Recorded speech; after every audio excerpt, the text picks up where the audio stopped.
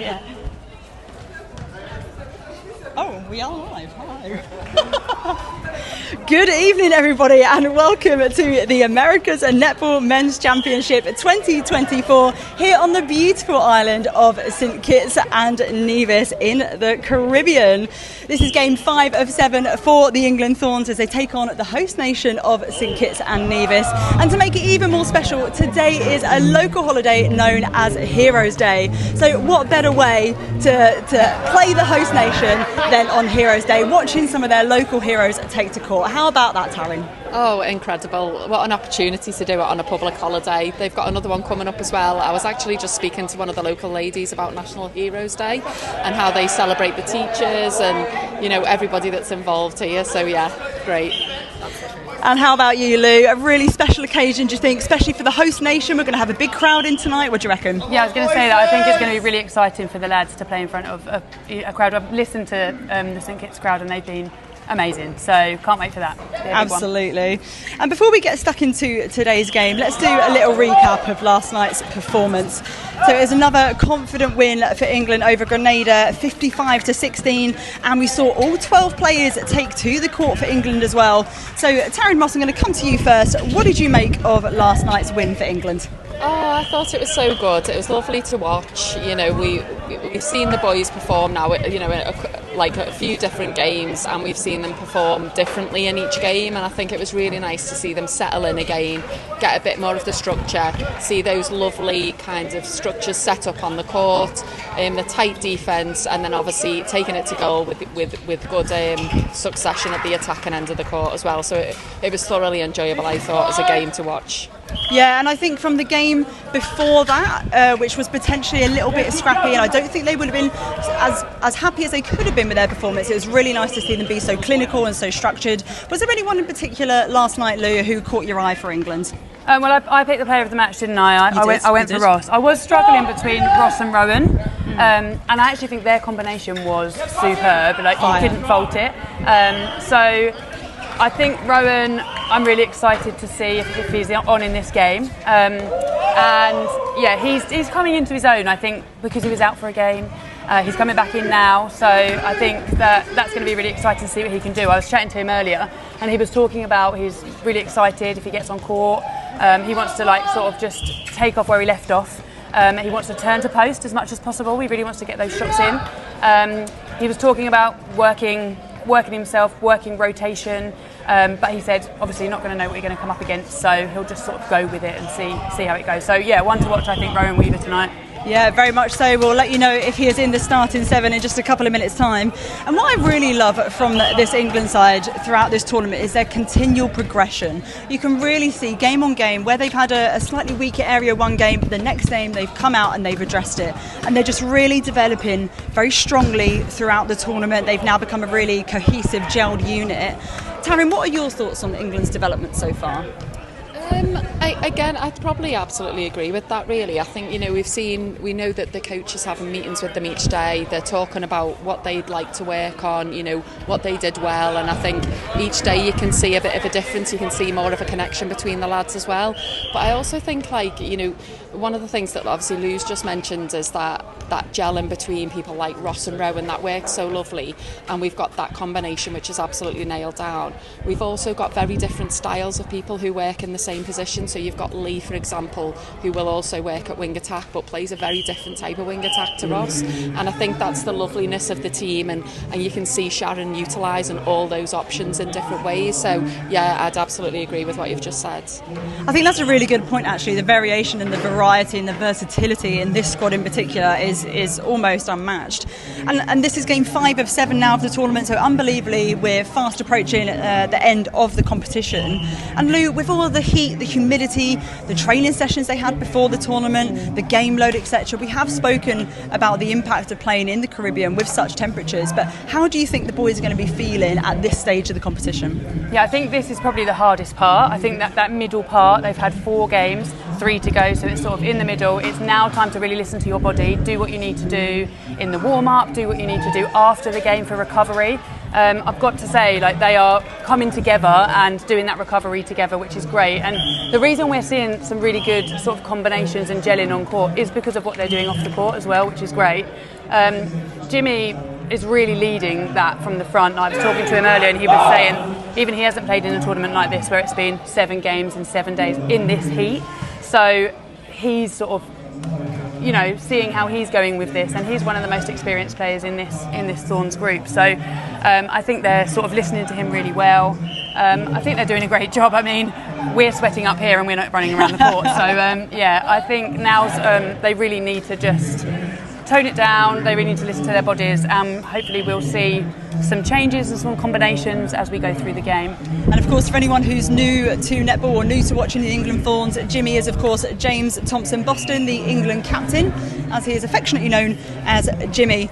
So we're going to get stuck into our starting sevens. Apologies for any St Kitts and Nevis fans, we don't have any information on the squad at all, so sorry we can't bring you more information on them. But for England, in goal shooter we do have Rowan Weaver starting, so very exciting. In goal attack we've got James Firminger, wing attack is Lee Robnett, centre is captain James Thompson-Boston, wing defence is Jared Bleakley, goal defence Jamal Nicholson, and goalkeeper James McClelland.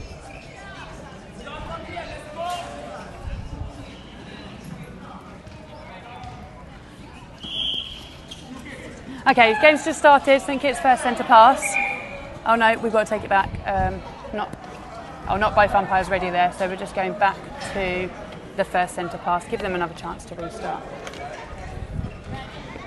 Take 2 then. Just making sure everything is sorted on the officials' table, and St Kitts and Nevis are off. Of course, it's the host nation, and it is also Heroes Day, and it's there. It's a held ball early on, so a very early win for England. Nicholson then, or Bleakley, just probably drove a little bit too much there, needed a change of direction. Oh, I think he was looking for the call there, but didn't quite get it. You've got to play to the whistle in these situations, so needs to get back on defence as quickly as possible. Yeah, I actually think he probably could have hustled for that ball a little bit more as well. It was a little bit soft there. Robnett then for first phase for England. Firminger down the line. Exit the circle from Weaver. They swing to Robnett. Lovely placement into Weaver. His first of the game. Nicely done. That was a pretty good centre pass for England, right? Yeah, really nice strong hold from Rowan. So he said he was going to see how he goes sort of in there, whether he's going to hold or move. Really good hold, but Firminger sort of swept that back so that Rowan just opened up really nicely at the top there. England on defence now. Nicholson did well to leave that one. He knew it had been overcooked. McClelland then had 2 options on the wide. Lovely centralisation of the ball. There's that classic woo from Lee Robnett. Absolutely love it. Oh, Weaver just needed to open his vision. Thompson-Boston was in the corner. Yeah, I think he forced that one in a little bit, Lucy. 3 players all sort of with their hands in there. Oh, an intercept from Jamal Nicholson. Picking up where he left off yesterday with all those intercepts, so see how many he can get today. Yeah, he was absolutely exceptional. We put out a little reel this morning of some of his intercepts, so if you haven't seen him in action, just head over to our Instagram channel. Oh. And a hell ball for England now. We haven't had many of those this competition. Probably the most we had was the Jamaica game, I think. 2 in this game already, Lucy, I think. 1 for St Kitts. Oh, McClelland! How did he not go offside? Goodness me! What a unit Jamal and James McClelland were yesterday, and being rewarded today with the start, both of them here. Oh, I think there was a little bit of a tip to that shot. Yeah, big breath in from Rowan on the shot, but yeah, I think he did get a tip, the goalkeeper. See Bleakley there, I would have liked to have seen him, rather than turning down court to just follow the ball, actually to keep facing his wing attack and keep him as high up in the court as he can. Just sort of allowed him access to their goal third. And St Kitts get goal number 2 of the game. Oh, that was a whoop and a half! My goodness! I think we have to upgrade that one to a holler. I don't know. scared me, Lucy. I almost passed him the ball. I would give you the ball. Oh, big ball in, well collected. The shooter just held a little bit longer there so that Macca couldn't quite get him on that over ball. Macca, of course, the nickname for James McClelland in goalkeeper. And again, doing an excellent job to keep the shooters high up in the circle. We know they like the jump shot. It's very much part of that Caribbean flavour that we've noticed so far being here. Yeah, I was talking to Sharon. She said, Sharon Lewis-Berg, who's the coach of England, and she was saying that they really want to try and combat that jump shot. So she's given the defence some very specific instructions in order to do so. So we'll see if they can sort of implement that into the game. That was well held from Lee, not tempted to give that early ball with two defenders. Rowan just a little bit short on his shot, but there we go. Second time of asking, makes no mistake. Always ready for the rebound, I think, Rowan as well. You never know with these posts where the ball's going. So another turnover then for England. Nicholson doing so much work in that through court to bring the ball down. I'd say that's a real strength of his. Yeah, absolutely. He flies through court, doesn't he? He does such a good job of bringing the ball down the court. Nice little shooter to shooter. Yeah. Oh, and again, just a little bit short. It just doesn't seem like it's quite coming off the hand right. Yeah, I think he took that shot quite fast, actually. Oh, Jared going for the intercept, not quite for the fly. Yeah, it's coming off. He's going quite quickly with that shot, I think, Rowan Weaver, so he just needs to take an extra second or half a second. Probably feeling a bit nervous as well. It's only is it his second start, I think? Yeah, second start, I believe. Yeah, you know, at Thorns level, big crowd. He'll settle in. Yeah, I think the impact of having a home crowd as well. Like we do have quite a few people next to us. We are in the stands. That will obviously have an impact as well, knowing that you don't have the support of the people here behind you. Yes, exactly. Not sure why more people haven't travelled here to watch this. Lucy in the Caribbean from England.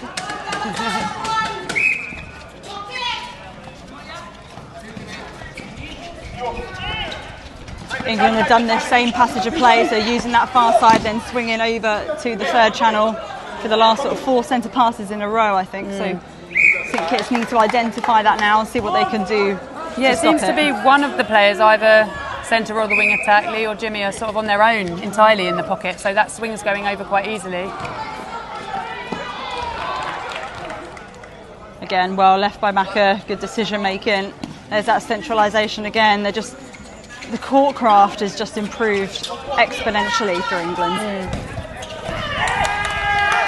The bench happy with that one. Another tip on the shot, but it gets called for contact on the wrist. So Rowan will get another go at this.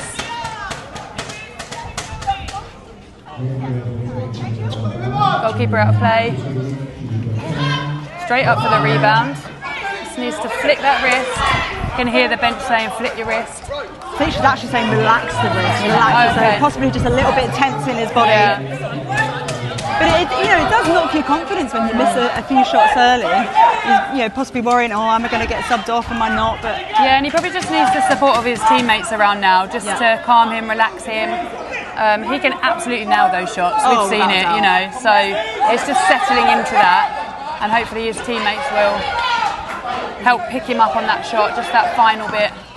Oh, nearly. Thompson Boston with the intercept on the flat ball. Oh, wow. What a block. I'd love for him to go up with two hands there and rip those ones in, because I am certain that he would be able to do it.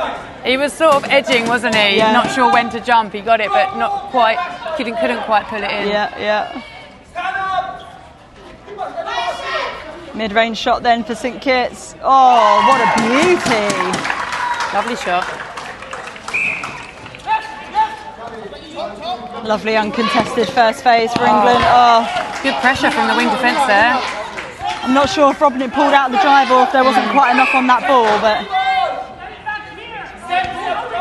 throwing on the sideline rather than the goal line for St Kitts. Oh, Firminger with the hand in. Great defence from the attackers there. Gets the turnover just early on in the goal third. Oh, Goalkeeper covered that swing ball that time. They've recognised that. And another turnover. The centre for St Kitts as well did a great job of keeping Firminger out the circle, so needs to utilise his change of direction to evade that. Absolutely. Obliquely a little bit late on that challenge. Saw the ball, but just a bit late. Needs to pull out of that one and pick his battles, I think.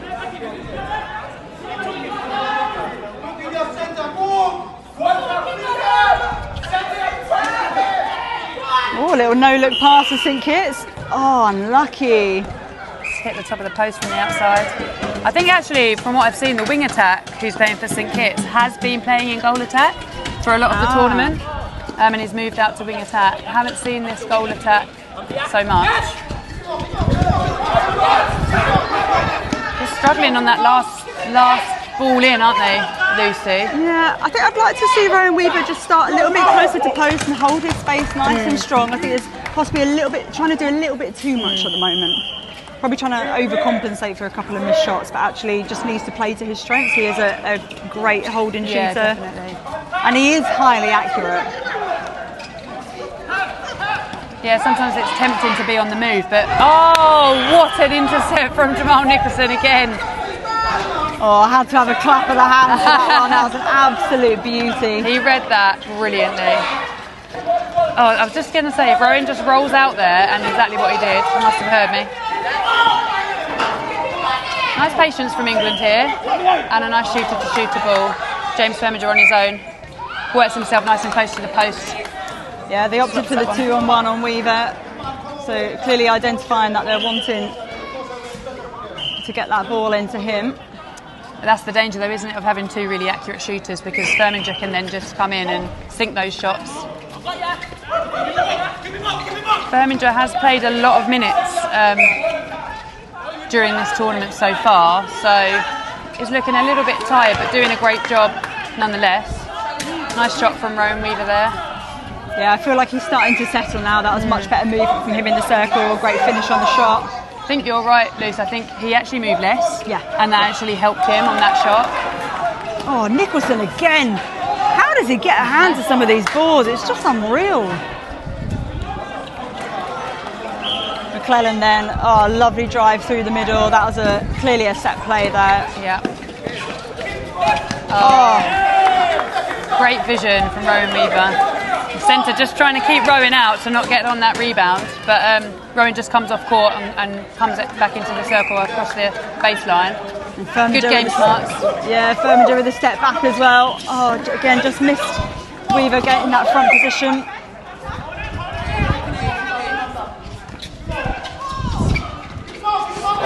Just in each other's space a little bit there.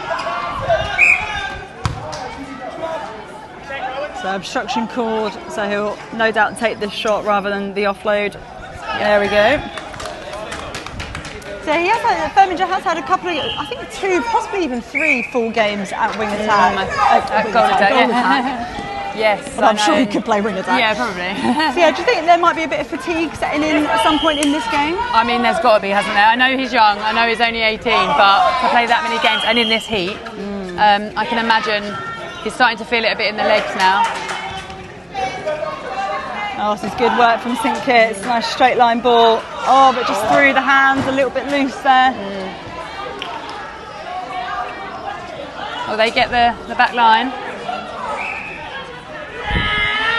Oh, a roar from Captain Jimmy Thompson Boston there. Happy with that one. England's ball. Fired up, I would say.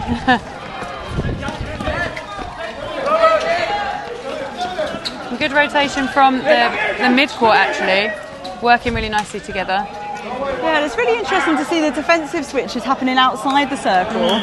You know, sometimes the goal defence is picking up the wing attack, and it's fascinating to watch. Do you think they've purposely talked about that? I don't know. I mean, maybe they're sort of identifying who some of the key playmakers are, and Lee Robner absolutely is one of those for England. So potentially a strategy that they're utilising. Yeah, Rowan's nailing his shots now. Just a little bit of nerves to start with. Get those out. We all get nervous at the start of the game. Oh, good defence from England. Oh, Thought Grainger had that. That was a thread of the needle if ever I saw one. England come away with the back line again. So I think they've been throwing those high balls in St Kitts, haven't they? Yeah, they really have, and actually they probably need to identify now that those balls aren't going to get over the likes of McClelland and Nicholson. So you can see the centre again trying to block shooters out the circle. The trouble with that is it's leaving our centre and wing attacks, leaving Lee and Jimmy on their own entirely, and they're smart enough to work that ball between each other until the goal shooter or goal attack can get in. Yeah, absolutely. Beautiful first and second phase. Oh, that movement, silky smooth. He's got such quick feet, isn't he? That was beautiful to watch. Lovely. Bench very happy with that. Physio Jack McDonald saying, let's go, let's go. Come on the boys, here we go. Yeah, Jack, ultimate hype man as well, not just physio, I think. Full 360 pirouette there from the centre, a slip through the hands and an offside. Unlucky. Tried his best to sort of go and gather it, but couldn't quite pick it up without going offside. Well, he was the only one hustling for the loose ball, so worth the try. Nice. Again, that drive from Jamal Nicholson down the middle, not being picked up either by St Kitts. Oh, nice. Strong take from Robnett. Oh my goodness, again. Oh, the keeper's done well there. Yeah, very good timing, coming around cleanly, getting the hand in. Ooh. Robnett is taking some hard balls here. Yeah, I think you're right. They have maybe identified Robnett as a big playmaker, so they're going hard on him. So apparently that is no goal because the time had already expired. We just couldn't hear over the raucous crowd and the other game going on over on court 1. So that is the end of the first quarter. The score is 14-4 in favour of England. So we'll be back for the second quarter in a couple of minutes.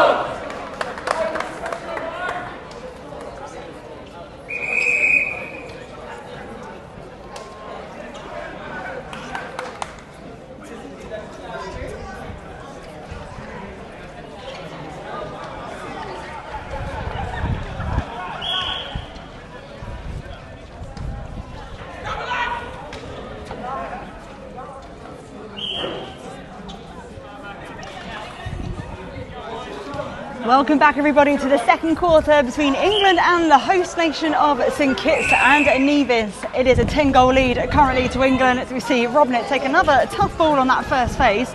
We do have a change in the attacking end for England as well. So James Firminger has gone from goal attack back to goal shooter, and we see Ross McCartney-Oliphant come onto the court for the first time in goal attack. I would have liked him to see him put up that shot, actually, just to get his confidence, get himself on the board early.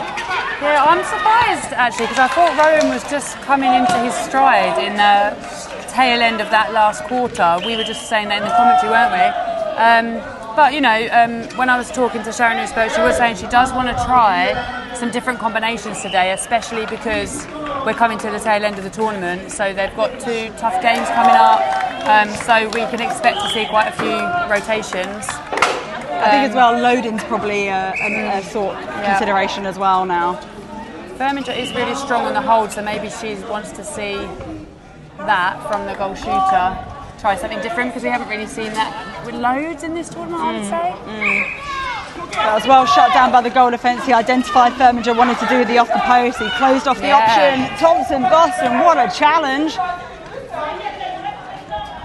But it's going to be a throw-in to St Kitts. A little bit unlucky there, but we play on. Yeah, I think he was trying to persuade them, but Jamal Nicholson reads that ball again. I think Jared Bleakley and Jamal Nicholson both wanted that intercept. Because Bleakley's going to have a word with him later. He's taken an intercept stat off of his name.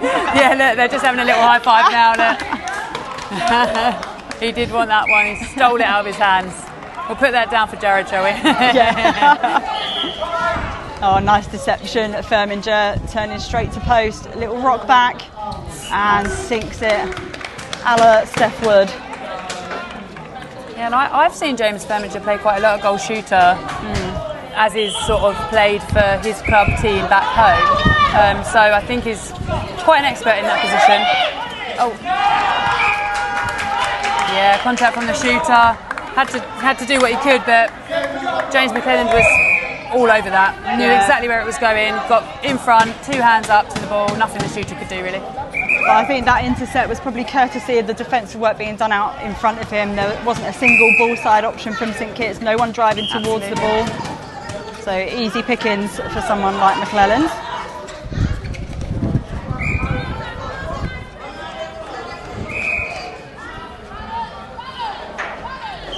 You can hear Sharon Lewis-Burke shouting balance to the players on court, so making sure they're not all hunched on one side. Oh, beautiful. A nice quick hands from Thompson-Boston as well. It just kind of gets defenders' heads spinning, doesn't it? Absolutely. Still was on his own though in that pocket, so they're still not going man on St Kitts. I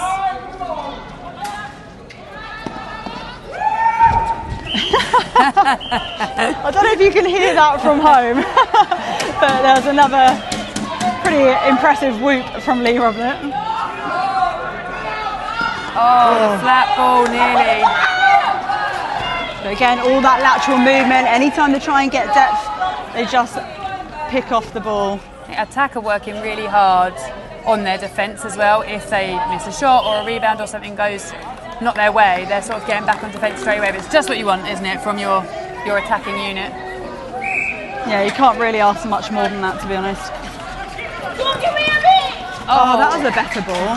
That was from the goal defence, I think, in the centre third. So. Yeah, well finished off as well by the goal shooter for St Kitts and Nevis. Oh, great. First and second phase. That was super speedy, super silky. Yeah, proper slick stuff that. My expert analysis there, proper slick stuff. Got all the lingo, do you see? Oh, and again, just shutting down every option on the first phase. You can see they tried to push the St Kitts attackers into the middle of the court, so they couldn't get any space. Yeah, Lee's been a demon on defence, Lee Robnett. Or sneaks through the back line there. Oh, nice shot. Yeah, McClelland did well to stay disciplined on the step in on the shot. Oh, a little bit too quick to take the penalty on that occasion. Yeah, I think Ross was walking back to sort of set up Oh my goodness! Feet not even touching the floor. This man is magic. I think he knew he was going out. He had to just pop it back in whilst he was up in the air. So did well to get it to an England player.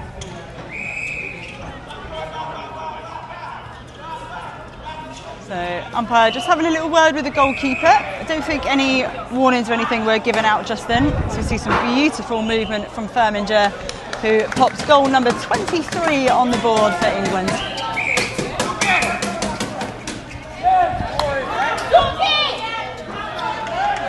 Oh, we've got a... I think that might be a breaking call. Oh, was it breaking? I think. Oh, good hustle, Firminger. Now, Ross McCarthy-Onathan got really quick hands. So I think England need to be switched onto that, because he looks straight in, ball's coming straight to you. He looks in every time actually, which is brilliant. That's what you want from your goal attack, right? Yeah, look at that. He's giving that kind of 0.5 second ball. Yeah. Oh, but well picked up by the goal defence. Well read. Oh, unlucky. A couple of handling errors just from St Kitts. Haven't quite got the hold on the ball that they want. Oh, what a drive from Robnett. Yeah, right into the pocket there. Oh, and again, well kept in. Oh, I should have been. Yeah, that is an out of court. Yeah. Oh, he did his best there, James Firminger. Yeah. Game smarts though. He was falling out, tried to knock it against the post, but couldn't quite get back on court in time. Good arms from Jared Bleakley. Yeah, it was a little bit of footwork there, I think. We are seeing some of these basic errors, aren't we, from St Kitts this evening.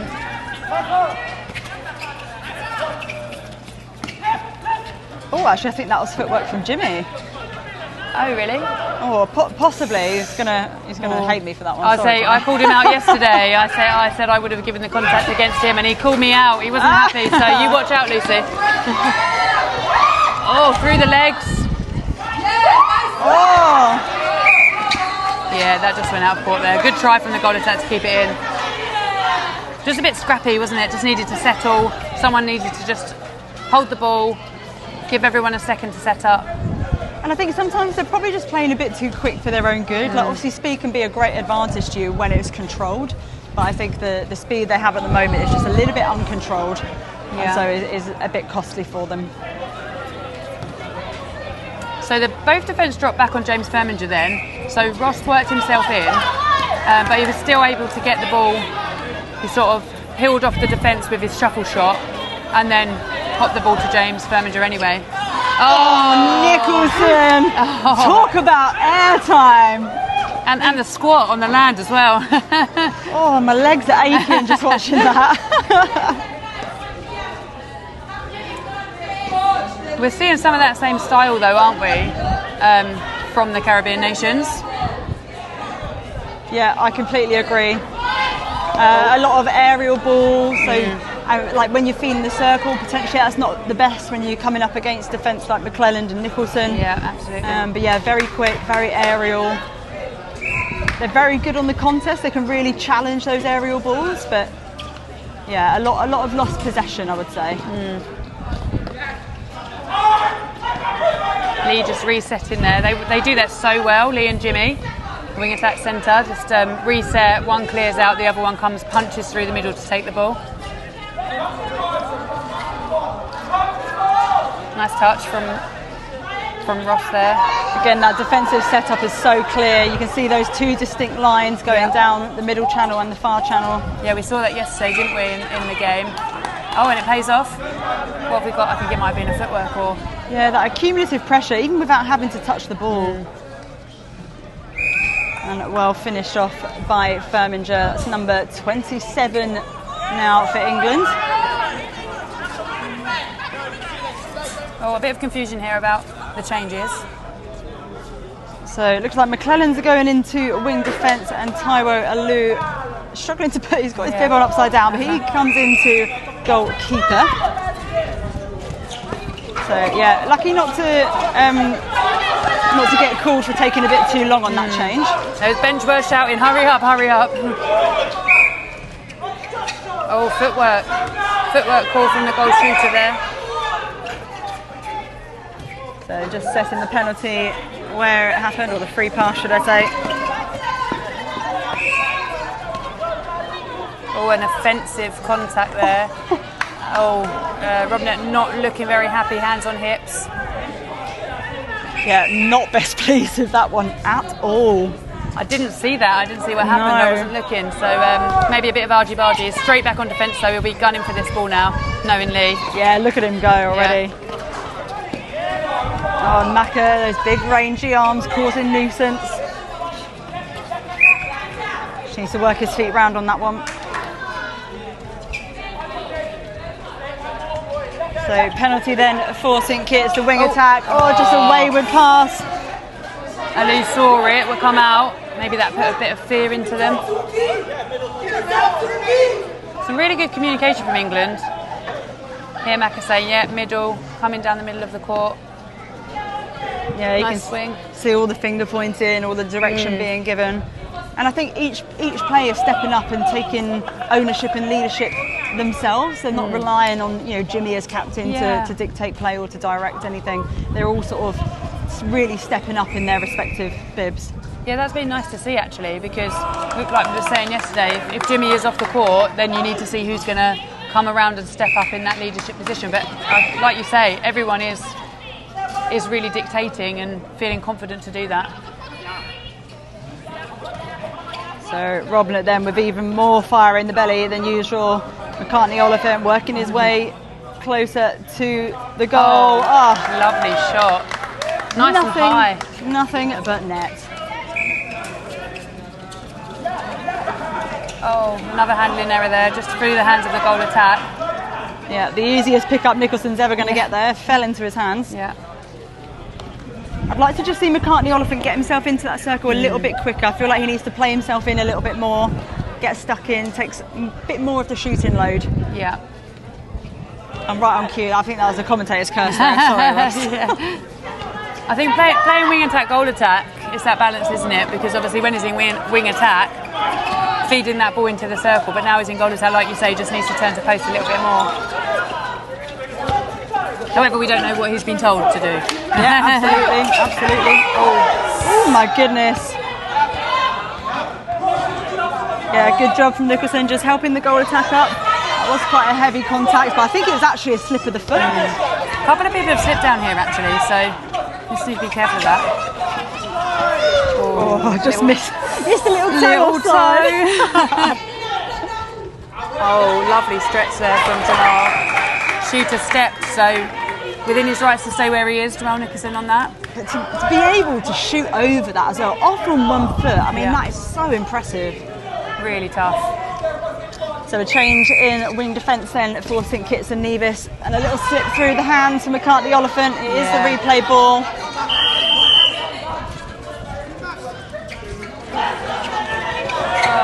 Oh, Thompson, Boston. He got the inside line to the ball. Yeah, great effort. Oh, bounce pass. Tough to pull in sometimes. No goal. So it was an offside call. Oh, that's a shame. Shooter did well there. The crowd getting involved. Yeah, they have definitely filled up now. The crowd, it's quite hard to actually hear you and hear myself on commentary. They are absolutely loving this game. Really nice to see a good crowd for netball over here in the Caribbean. So, and for men's netball, you know. He gets away with that one. Yeah, no, I think that was correct. I don't think that was a replay. Again, smothering defence. Sorry, Lucy, interrupted you. Yeah. They come up with the turnover. That was smothering. It was difficult to get that through for St Kitts. Yeah, it's just lots of lateral balls, and they weren't able to get any depth at all. So in that, when they're in that box, England, St Kitts really need someone to drive that middle channel to pull someone away, which they haven't recognised yet. So just to get somebody in there, because otherwise it's like you say, it's just going ping, ping, ping, lateral, lateral, lateral. It's that kind of self-sacrificial role, isn't it? Exactly. You just need to be that draw. Not for the ball, but to just pull someone off. Great timing from James Firminger on that pop there. Oh, see, that's what I'm talking about. Stepping up, taking some of that shooting load and working himself into the game. Lovely to see from McCartney Oliphant. I thought Alou was going to go on that, but come up with the rebound, come up with the intercept anyway.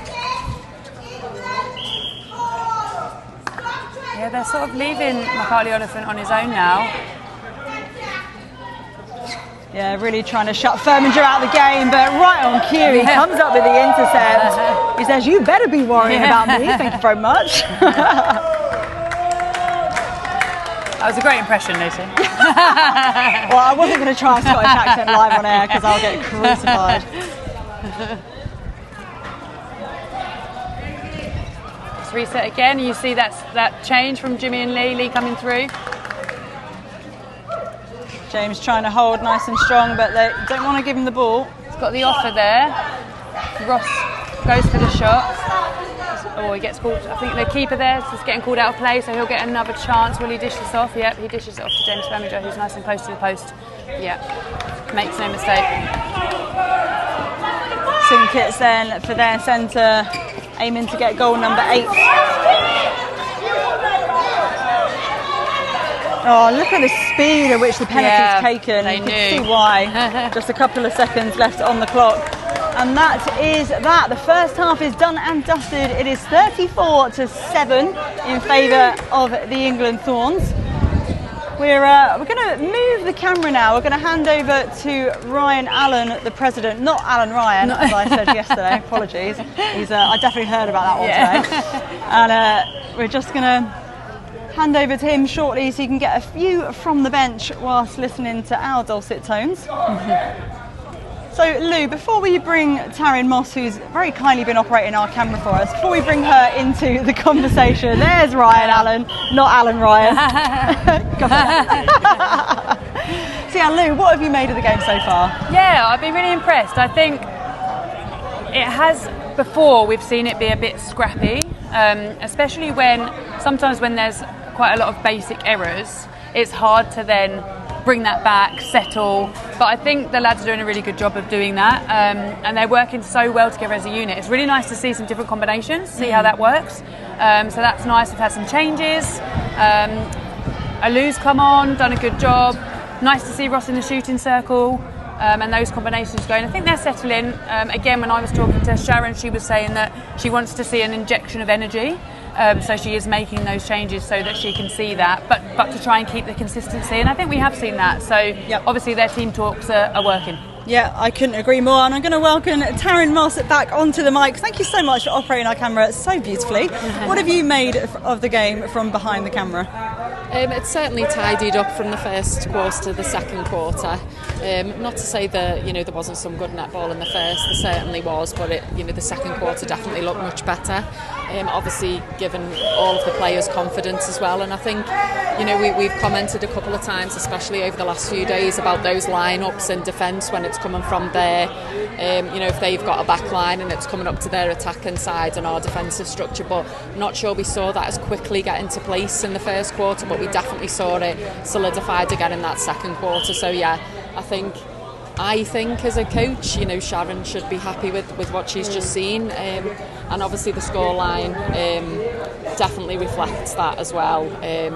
It's looking really good, especially one thing that they've been discussing in the camp between the lads is the goals that have been that gone against them, so it's quite low on the table when you look at it, and obviously 7 at this point in the game is fantastic. So yeah, good job done by all. Yeah, it's a really interesting point. I was looking at the table. This was not including yesterday's game, so it was only after the first 3 games, but England actually had the best goal difference of the entire competition, even more so than Jamaica. But then again, Jamaica did get 109 on the board against USA last night, so no doubt that will probably change the goal difference a little bit. And we've talked about different combinations and giving the boys time to settle, and I think we've seen that. We've seen people come into the game and really inject something new and something fresh. And of course tomorrow we've got St Vincent and the Grenadines.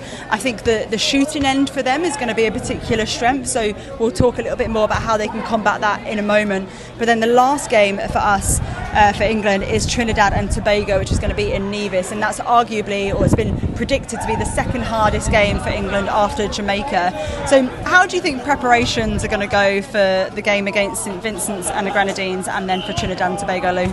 Yeah, I think this is a really good game to try out some different things, because they would have watched us as well. So they would have watched England playing, they would have talked about how they can combat different things, the shooting circle, through court, and I think it's a really good idea to try some different things out, so that things they haven't seen yet, so that then when we play, like you say, against Trinidad and Tobago, which a lot of people have said is going to be a tough game, then we've got lots and lots of options to come off the bench, lots of rotation. The guys are going to be really tired at that point, so we're going to need to make sure that they've got confidence in each other, confidence in their bench, which they absolutely have. So really, really good game to sort of do that now.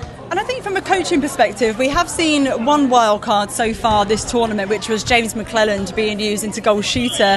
Sharon did say she spoke to James about this prior to the tournament, so he was expecting it, but I don't think we were. So it was really a lovely, pleasant surprise to see him in there, and my goodness, did he nail it. Do you think Sharon has any more wild cards potentially up her sleeve, Taryn?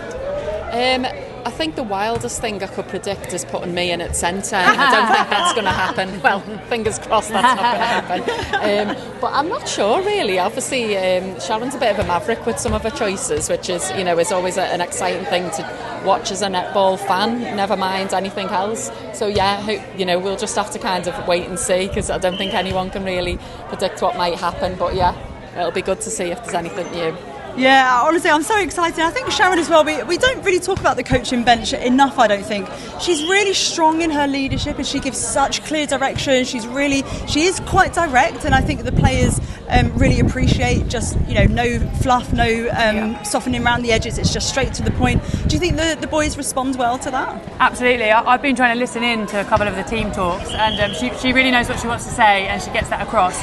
And I think they really respect her to be able to take that onto court and to take it through. So yeah, I think that's sort of how you got to be, isn't it? Especially in a tournament like this. So yeah, she's been really direct, and I think we'll probably see that throughout as we continue. Absolutely. Another thing I love about her, she's always said there's no stupid question. Anything you don't understand, anything you want to ask, she is there. She is so open, and I think she leads with a lot of integrity, and I think that's probably one of the defining features of this Thorns side for me, is integrity. And I think we see that with the leadership that we have on court, the leadership team, James Thompson-Boston, James McClelland, Jamal Nicholson, they really have such strong, robust characters, don't they, Taryn?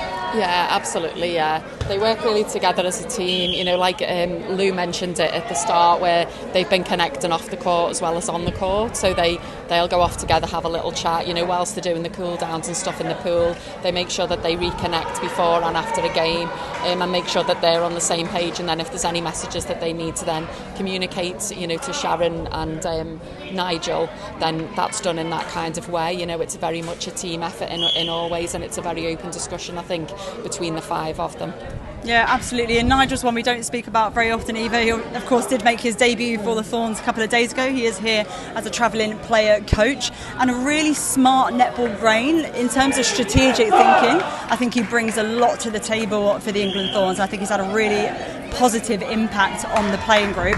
So we're just going to bring the camera back to its stand as we get ready for the second half. Thank you very much, Ryan Allen, President of the England Men's and Mixed Netball Association, for being our temporary cameraman.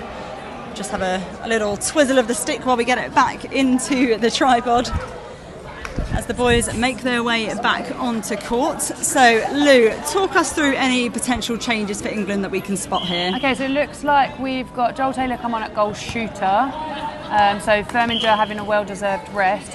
Ross McCartney-Oliphant is still on at goal attack, so we haven't seen this combination yet between Ross and Joel, so it'll be really interesting to see how that goes.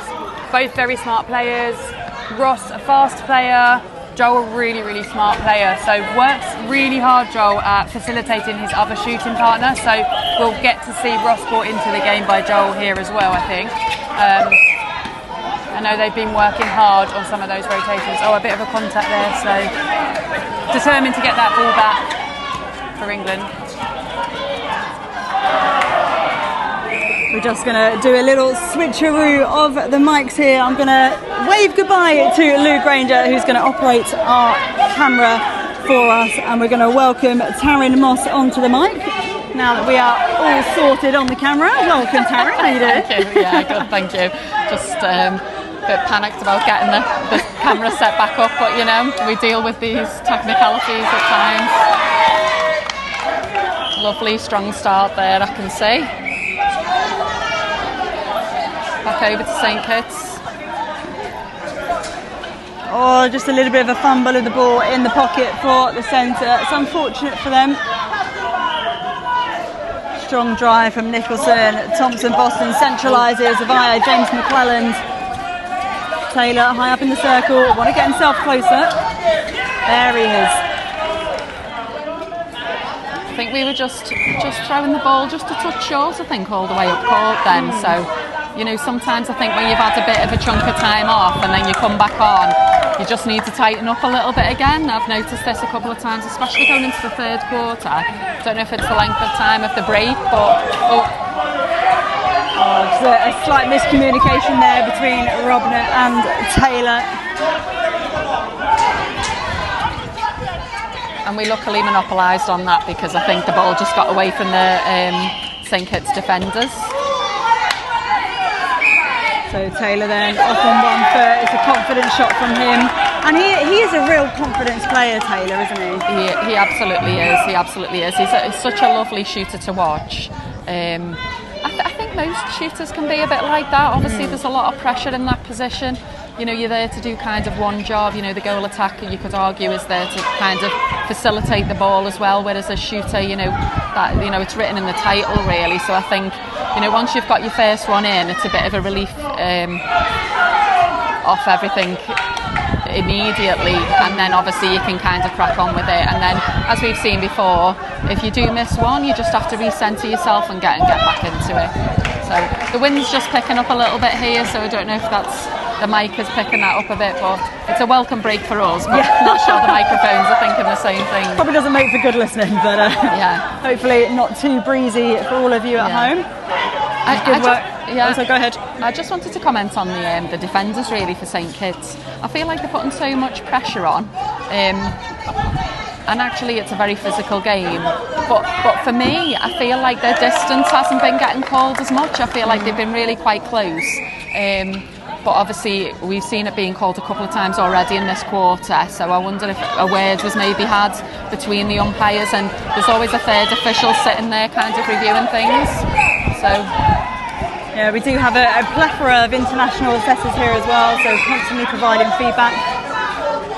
And we'll take the opportunity as well to do a big shout out to the English umpires who have travelled with us for the tournament. We've got Kareem Brown, Caswell Palmer and Lisa Vallely.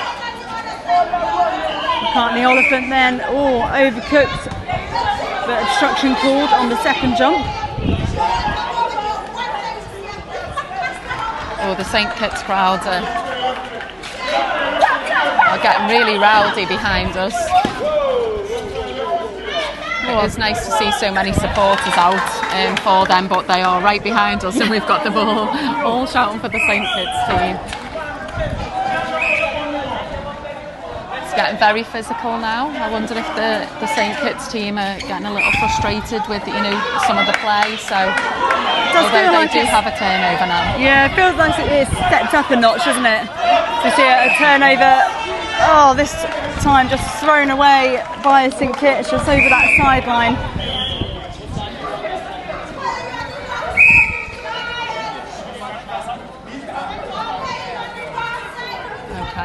So time being held to make sure that we're setting the penalty. So on the whistle, there we go.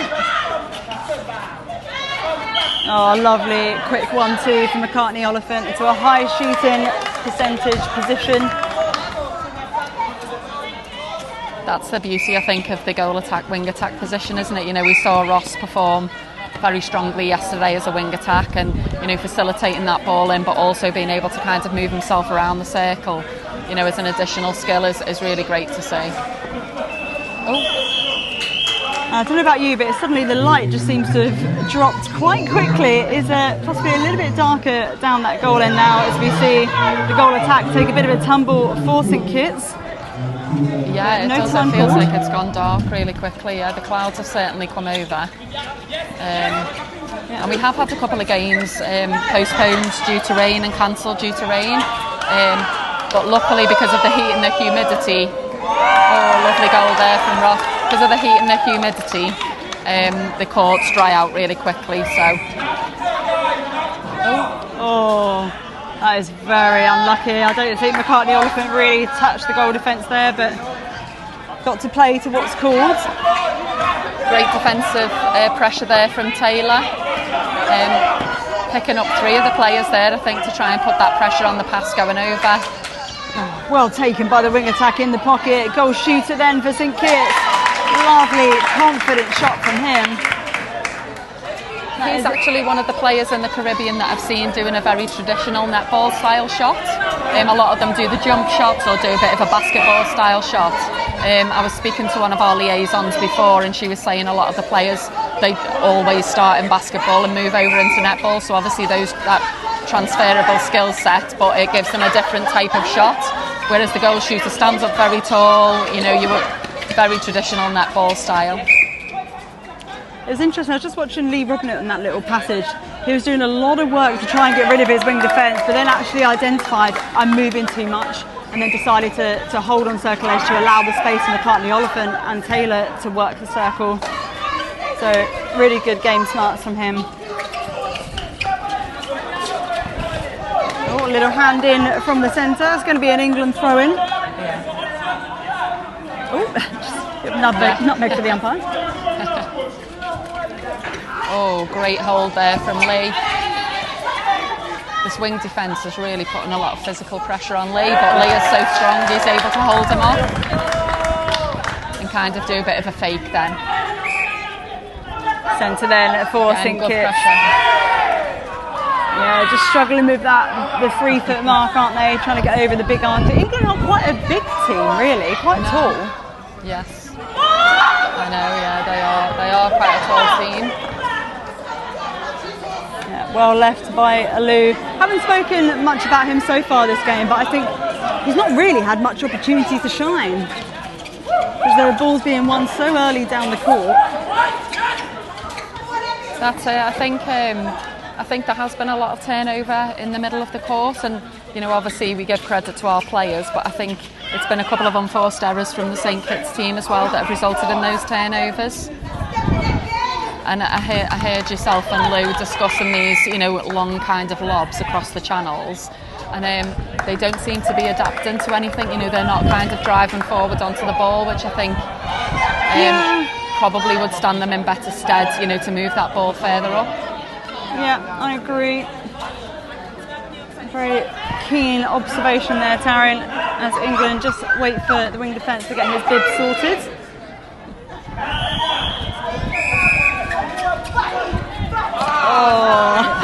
Lee Robin not happy with himself at all. Audibly unhappy. I think that's one thing when we always know how Lee's feeling. Fantastic ball in there from Taylor. Yeah, lovely take from Ross. Lucky Ross. Smart to take the penalty quickly. Taylor manages to mop up. Good teamwork between the 2 of them there. Great teamwork. And again, McCartney Oliphant, his defensive pressure today has been really quite exemplary, really. Nice work. Excellent use of the reset as well there, Lucy. Yeah, the physicality has been turned up about 50%, I would say. Well done, Joel. From Taylor.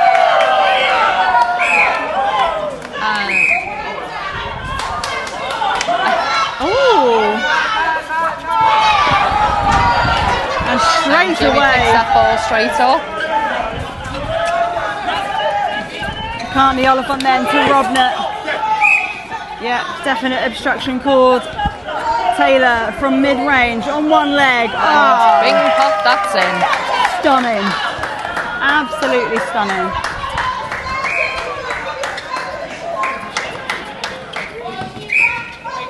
I just feel as well, like with the increased physicality, I feel like England have picked the speed up a little bit and actually could potentially just take a little bit of that speed out. Yeah, I agree. I think, there's like a third quarter curse, really. You know, it's something we don't like to talk about, but I think yesterday we saw a little bit of a deterioration in the play, and we've often wondered whether it was a bit of tiredness or, you know, whatever the reasons were, but you know, it's something where they can control it now. They can completely control it, because we've said about technically the English, you know, team are so strong when it comes to the, you know, that clinical play, and I think if they control that, St Kitts will, you know, potentially contact or obstruct, because they do, you know, commit on those balls that they go for. So I think it's about being clever at this stage in the tournament and at this stage in the game. Yeah, you can sense a bit of frustration coming in for the St Kitts defenders or St Kitts players as a whole, because they just really can't get that ball down court on the turnover. Oh, a lucky one. Nutmeg there. Yeah, lucky ball, McCartney Oliphant. From a defender's point of view, that must be so frustrating, just seeing that ball bounce between your legs. So a change now for England. Harvey Lake coming on into centre. And I was chatting to him after the game yesterday, and I was really impressed by the maturity and his observations of his gameplay. He said when he was first on the court, he wasn't happy with his performance at all. He was getting too engrossed in the physical game and the battle that was on court. He was taken off the court, he was then re-injected back onto the court, and he played like a dream. Yeah, he recognised that beautifully. He certainly did. You know, we chatted, I think, at the same time, maybe. He was just talking about how he felt that physically he couldn't really compete with the strength of the player, and so he just came off, thought about it, adapted his game, didn't let the player get body on, and felt much more comfortable then, and was able to, you know, to do the job that he feels he's been put here for. So, and again, it's going back to that different style of play. You know, Jimmy is very strong, very happy with, you know, playing on the body. He's got a lot of experience, and with Harvey, he's obviously learned what his strengths are, and he played to them. So well done to Harvey there. Lovely shot there. So St Kitts centre then. Oh, just going to have a little reset. Here we go again. That advanced pass. Oh, flirting with that 3 seconds. That step in. Oh, that was well held by the shooter to just, when he stepped in one leg, just take a little second, compose yourself, and then release the ball.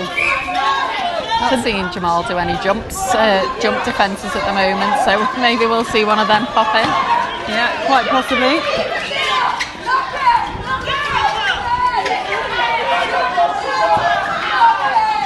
Good patience here from England. The quick hands, McCartney Oliphant.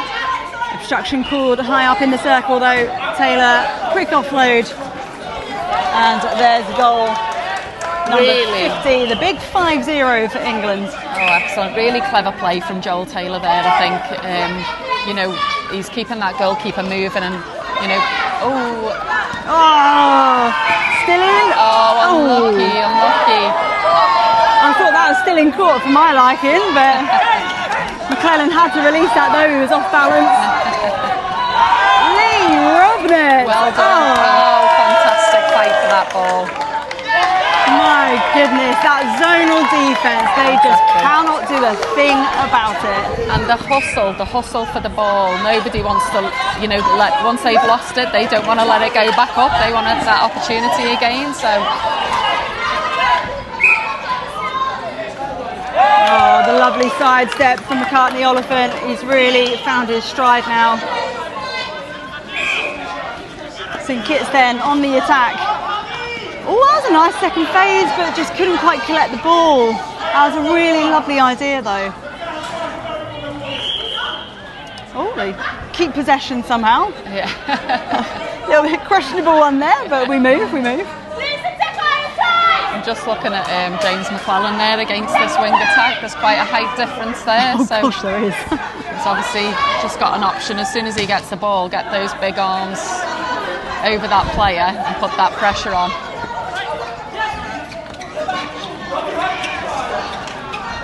But we've turned it over again now, so maybe we'll see that in a second. Oh, so something's been called further up the court, so it's going to go all the way back to Jamal Nicholson. Oh, the little roll off the body from McClellan for a big guy. He certainly can move. My goodness. McCartney Oliphant having to reset to the transverse line. They don't want to force this ball in. Mid-range. Oh, it looks good, but just a tad short. So is that zone defense once again? It's over. Oh, just a little bit late from Robnet. Oh, unlucky. That was a contact for me. I think that was a little bit of contact. I was kind of holding my breath because I was waiting for the umpire to whistle, I think, but it didn't come, so. Good decision making from Robnet. McCartney Oliphant was asking for that big long ball. They were under time pressure. God, that quarter feels like it's just gone in the blink of an eye. But it is 53-10 in favour of England. We're going to take a short break now and be back with you for the fourth and final quarter very, very soon.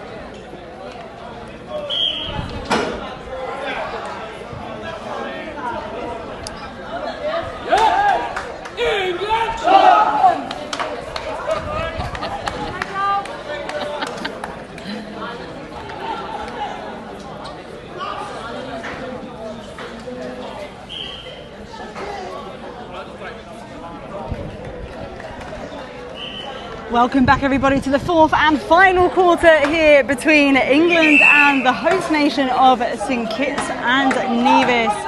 Taryn Moss, we're going into the final 15 minutes now. What are you looking to see here from England? I'm just looking to see us sprint finish here with control. Obviously, I think we've made some changes, so we've got a bit of a defensive three looking different there. We've brought Daniel Lewis on. Taiwo Aliu's gone to goal defence, and we've got Jamal Nicholson. I think straight away with an interception from Jamal there, which is fantastic. The umpire's just clarifying what's actually been called. So she's called the goal attack for contact there.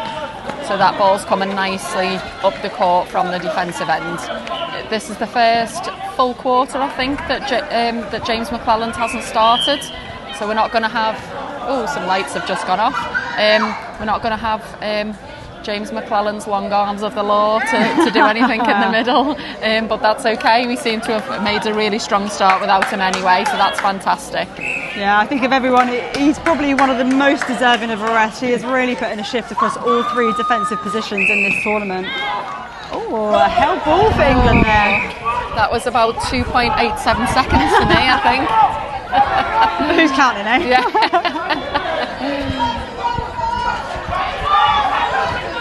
I'm not sure if it's gone darker on screen, but it's definitely gone a little bit darker here, so hopefully it's just as clear for people watching at home.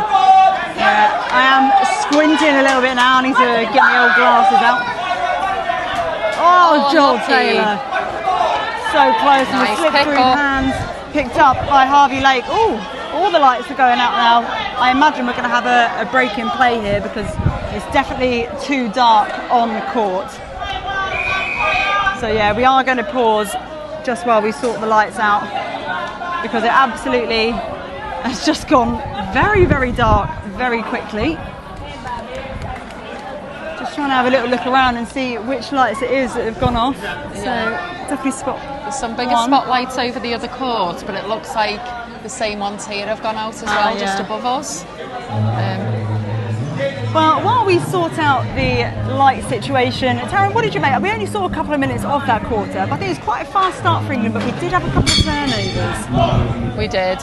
I think, we're able to get the turnovers. It's just about keeping it. And I think, there's been times when we've really used the reset fantastically. We've had lots of options around us. But I think sometimes when we get a turnover, we get excited. And I think that happens in a lot of teams and we just kind of pass it quickly, or we might have got it off balance and we've had to offload it quickly. And we've seen that ball then go back to the other side. So I think what I'd really like to see is if we do get a turnover, we're getting our feet down and we're making a sensible decision following that turnover so that we maintain possession. And actually what I'd like to see on the turnover is actually we don't give a first or second ball. We only give a second ball immediately after the turnover, because I think it counteracts that rush of blood to the head. I think it just keeps things nice, calm and composed and not rushing. You can see a couple of bats actually flying around the court. I don't know if you can quite pick them up on camera, but it's really lovely actually.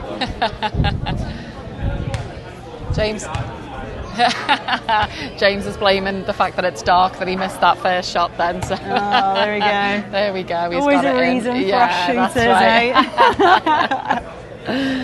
Yeah, James Firminger, the youngster. I think it was you who told me he was only 18. I thought he was slightly older. I was absolutely gobsmacked when you told me he was only 18. I think around the day that we arrived, I was speaking to him about his age because I've seen James on the scene now for the last few years, and I was just checking whether he'd actually reached the 18 mark, and he said within a month to the day that we spoke, I think he was going to be 19. So in a couple of weeks he'll be making that birthday. Yeah, the last of his teenage years. Oh, he hits that big 2-0. I bet his mum can't believe it. I know. No doubt B is watching. Hello. So a little shout out to Bernie there. Hello B.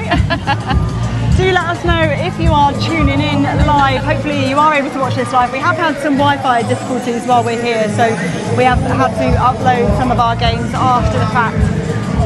Once we are back at our accommodation. But if you are watching live, do let us know where in the world you are watching from. You can get in contact with us at England MMNA on social media. Let us know who your favourite players are, who's caught your eye so far. Who's your favourite physio? Who's your favourite physio? I know mine, here he is. Big shout out to Jack. Actually, maybe we can get Jack on comms. Let's see if we can have a little chat with Jack. So, Jack, tell us a little bit. We've spoken a bit about loading and stuff before with the boys. Tell us a bit about how, at this stage in the competition, 5 games out of 7, how are they likely to be feeling and what does their recovery look like? Yeah, so I think at this stage, these boys, they've put in quite a shift and the games have been really physical. So we've been really trying to protect them and just be mindful about how we're working and what we're doing off the court and away from it as well.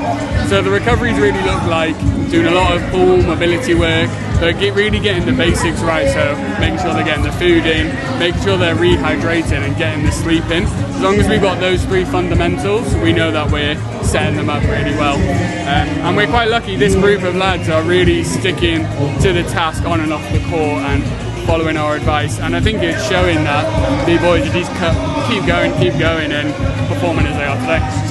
And I think going into the tournament, obviously we knew they were going to be playing on outdoor courts, which they're not accustomed to. They normally play indoors on lovely scrum floors. They're very spoiled. So what was the kind of the mental attitude going into this court with the expectation that they would be playing outdoors? Were the boys really up for it, or was there a bit of nervousness based on the sort of loading and the impact on the knees and stuff? So we really tried to preempt that, which, so for example, as soon as we knew it was going to be outdoors, I spoke to a coach and said we need to make sure we do a session outside and get used to it, because we want to be able to really control everything that we can control, because this tournament has thrown at us lots of different things that we can't control. So in preparation we had sessions outside, and I think it was really good for the guys to have these sessions whilst we were here in St Kitts and get used to the environment, and I don't think it's phased them very much actually. They're playing great. Yeah, I would completely agree. And actually, I've just had Lee Rodner come over to me. I think he's offering himself for a player interview. Is that? Just came to say hi. Oh, well, while we've got you, I don't know if we can put the camera onto Lee here. And oh no, you can't go back too far because we're sharing a microphone. But so, Lee, how's the game going from your perspective? Yeah, good. It's very physical out there. A lot of like they're on the body, they're really on our back. So I think we just need to remember to take our feet to the ball all the way through. I think we're lunging onto the ball, so we just need to make sure we keep taking our feet to every ball that we're getting. And how are the lungs feeling? It's obviously very hot, very humid, but you are an absolute engine in that attacking end. How's it going? Yeah, good, thanks. I'm slightly glad the lights have gone off. Gives me a bit of an extended break, so I'm not complaining about that too much. So yeah, but no, feeling good. But then actually, that extended break, do you think that could impact your ability to then go back out on the court and just pick up exactly where you left off? Do you need like another little warm-up going into it? Yeah, I definitely think we'll just take because we've got like 10-15 minutes, which has been told they need to get an electrician in, so we're just going to take that time to just calm down, be focused, reset our energies, and then we'll definitely get a good warm-up going again to get our minds back in the game. And looking at the game so far, given that we do have a little bit of time, the Caribbean style of play, like it can be quite fast, borderline a little bit uncontrolled, it's quite aerial. How's your experience been of the tournament coming up against all these different styles of play? Yeah, I mean, it's definitely like nothing we've experienced before in the UK, so it's definitely taken us, I'd say, a couple of days to get used to it. I think get used to the aerial style, get used to the physicality, get used to the body style. But yeah, I think we're really rising to the challenge now. I think we've definitely adapted our game. We're definitely setting up a lot more zones to encourage those area balls, encourage those balls off the sidelines. So I think, yeah, we've really adapted it nicely. And without sharing any trade secrets, what were some of the talks pre-game or some of the objectives that Sharon Lewis-Burke set to you guys for this match? I think it was just to keep to our structures, keep nice and consistent. I think in attack we set ourselves some percentage targets, whether that's centre pass to conversion, whether that's shooting percentages, whether that's turnover to goal. I think we just want to really be really structured and really focused on what we do, and let that show that. Well, you are absolutely showing it, Lee. You guys are blowing my mind. It's been lovely to chat to you. Thank you so much for coming over. Guys, love the dancing, Taryn. Oh, the dancing from Taryn. I don't think we got that on camera, sadly, but we'll have to see if we can get that at some point. Little dancing cameo, Taryn. Do you fancy it? Oh, me? Yeah. Oh, absolutely. Ever the entertainer, me. So we've also got Ryan Allen, who's come over for a little chat. Oh, have I? You are now. We do have some time to fill, so thank you very much for coming over. We're going to shuffle down a little bit so we can get you on camera. So Ryan, a view from the bench, what's your assessment of this game so far? It's quite dark right now. But no, I think this has been one of the better games. It's really good to see that they've got all 12 out there today. She's tried some combinations that she's been building up to this, and I think it's showing in the performance. I think they're handling some challenging calls really well. They're not letting it get to them. they're just getting on with their game, they're keeping to their structures, and some of the stuff that's been in both circles has been phenomenal. I think Jamal has been a highlight reel. I've been out there with the camera today, and I'm looking forward to going back and going through some of the shots that I've got of him. I think I've seen Joel come out, and I think he's had his best game so far on tour, which is fantastic to see. He's working with Ross. It's just been phenomenal. It's been really exciting. The vibe on the bench from the coaches and the physio, great. We're absolutely enjoying today's game. And tell me a little bit about how this tour has differed from other tours for England, because obviously they're quite a young team, we're a young organisation. We've only been in existence for 4 years or so. So tell me a little bit about the progression of the team and the organisation from its conception to now.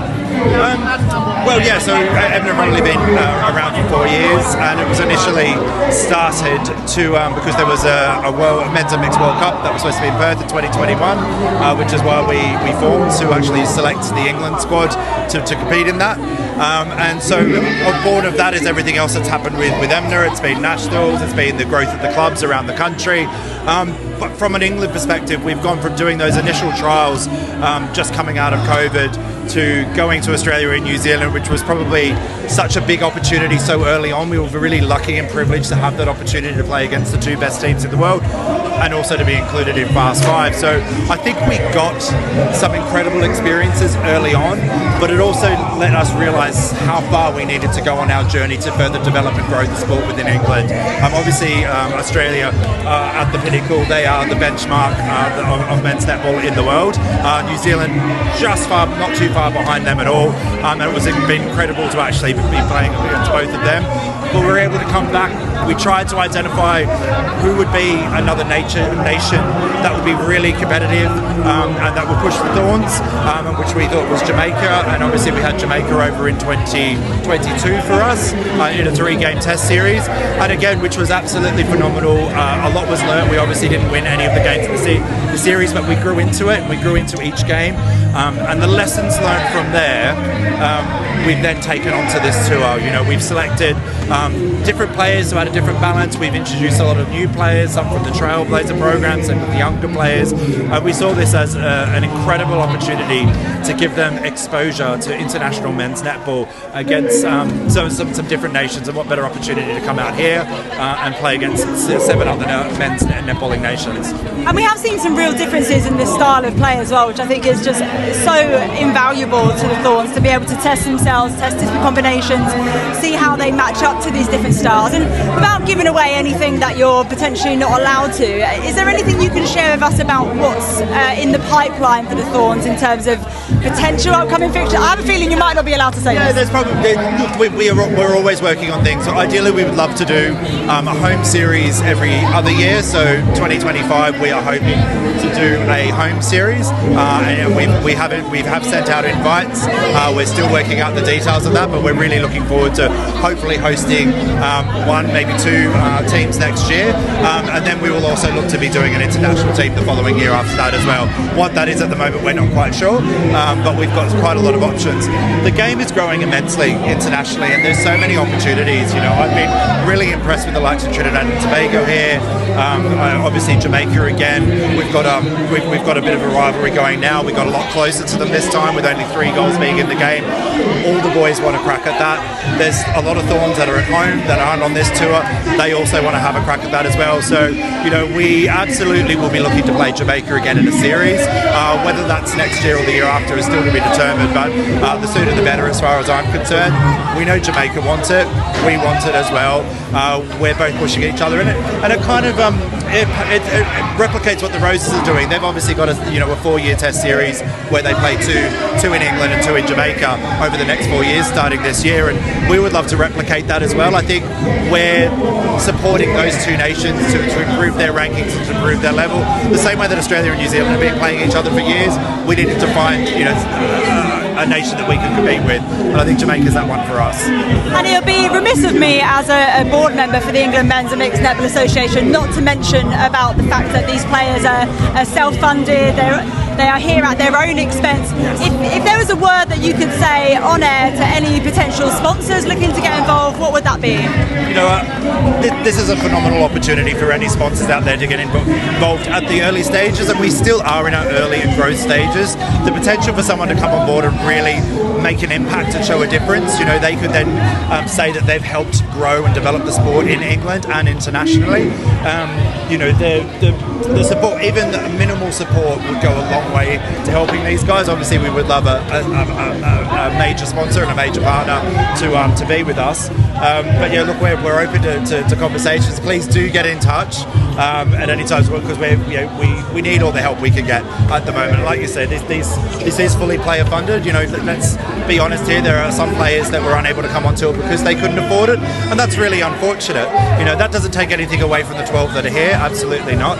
But there are players that removed themselves from selection because they couldn't afford to come on this tour, and we need to get to a place where that's not a barrier to people playing sport of love, or representing their country on the international stage.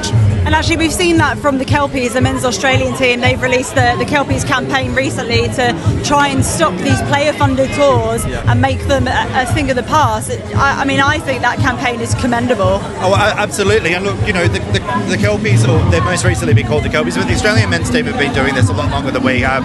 You know, the AMNA reformed in the 80s, so they've been doing this for, you know, self-funding for decades, as have New Zealand, as have many other nations around the world. It's fantastic to see that they're at a point, I feel, in their development where they should be getting top billing. You know, they are Showtime. They should be on the leading, you know, Sky Sports or Fox Sports or KO Sports in those regions. They should be getting funding. They should be getting sponsorship. They are an incredible team.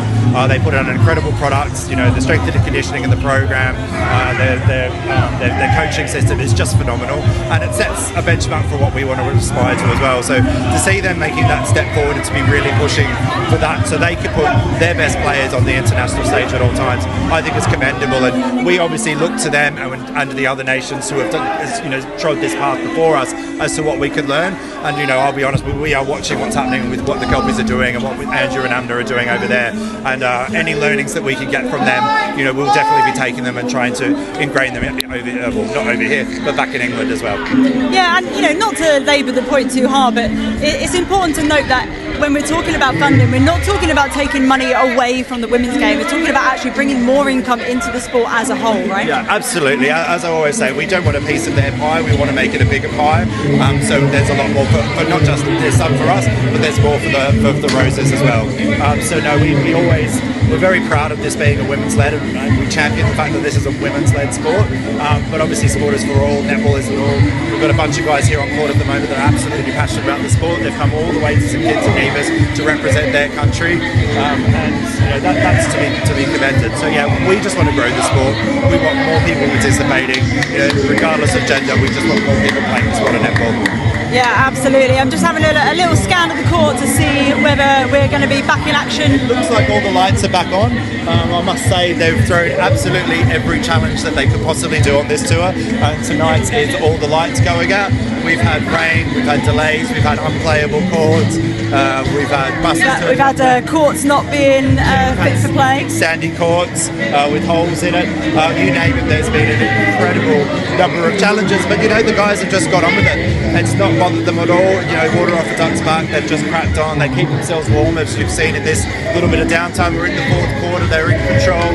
You know, it would be quite challenging to come back for this. And we knew we'd be faced with these challenges when we came out. And it is a small nation, it is an island. We're aware of the what could happen by playing outdoors. But we were willing to do this, and we're so glad that we're here. It's been a fantastic time. The guys are having a great time. All the people on tour are having a great time, and I'm really excited to go back and debrief when we get home. Yeah, absolutely, and the hospitality has been first rate as well. The vibe over here in the Caribbean, as they say, St Kitts is sweet and Nevis nice, and it's just been absolutely beautiful. I'm going to see if we can have a word with our assistant coach here for the Thorns. I'm going to welcome Nigel Skyers onto the stream. He's having a little sing-song. Don't stop by my account, my man. How's it going, Nigel? Really good. I'm really proud of the guys today. They're sticking to structure, and they're also doing what we ask of them. So it's really good. Loving it. And are there any players in particular who've really stood out to you, who've just stuck to task, they've done what's been asked of them, and they've really stood up and shown some leadership? Or is it all of them? Is it like All the of children? them. You can't pick All of them. them, yeah, we can't pick one. But if I was to really say one, I did ask the defenders 3 interceptions each quarter each, and Jamal has actually given me 10 so far. So I must say, I would pick him if I was to pull a player. Yeah, definitely. 3 intercepts each per quarter. Did I hear you correctly? Yeah, that's correct. I don't ask much. Not much at all, just little things. Yes. That is absolutely exceptional. But I think defence for England has been a real highlight in this competition, but not just in the defensive end, it's the defence through court. As soon as they lose possession in that goal third, every single person is on that zonal defence or a tight man-to-man, whichever's more appropriate at that time. Tell me a little bit about the work that's gone into that zone defence in particular, because it's been so effective. I think coming up against a Caribbean style, that's what we would have to use. And they love the aerial ball, the through court, and the speed. So we had to counteract that one way or the other, and that was with our zone defense. If that is not working and they break it, then we drop man and we keep them as high as possible so that we can get back our formation and start that zone again. So it's working, I must say. So I'm really proud of that. Oh, you're hearing all the trade secrets here for England, a great level of insight. And Nigel, it would be remiss of me not to mention that you, of course, got your first cap for England a couple of days ago. You are Thorn number 27. Talk me through that moment where you were given that GK bib and you headed onto court. Well, I was on court. How do I put this down? So one of our players went down. He had to go out for 24 hours. And I'm here as a coach, player coach. So I took that opportunity, and when the coach said, Nigel, you're on as goalkeeper, I was like, yes, please. It was a really lovely feeling, a lovely experience, and I'd love to do it again. So I'll probably be coming back as a player, not a coach, but let's see what happens. And how have you enjoyed the coaching side of things so far? You did say to me earlier in the cafe at breakfast, you are a player first, and I think in our hearts, all of us coaches are probably players first. But how have you enjoyed the coaching side of things so far this tour? Stepping in as a coach was really easy because I have that relationship with the guys.